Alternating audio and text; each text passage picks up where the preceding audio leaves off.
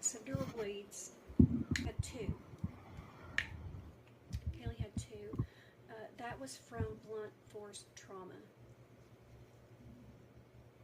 And I'm going to show you here in just a second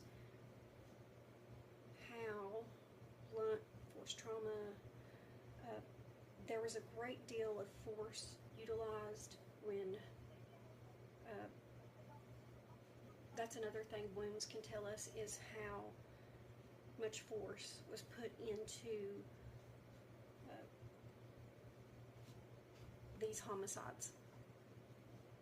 And there were, Kaylee's was the only one that was actually blunt force trauma.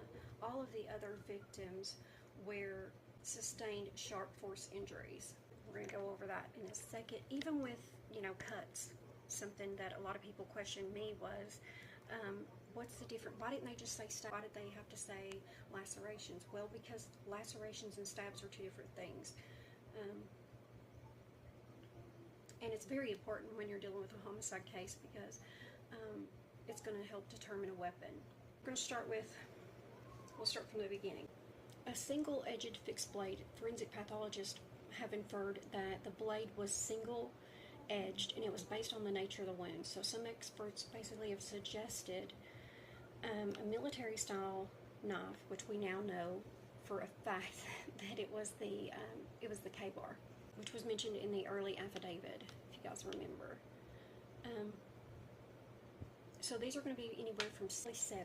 Okay, so we're talking about some pretty deep wounds, and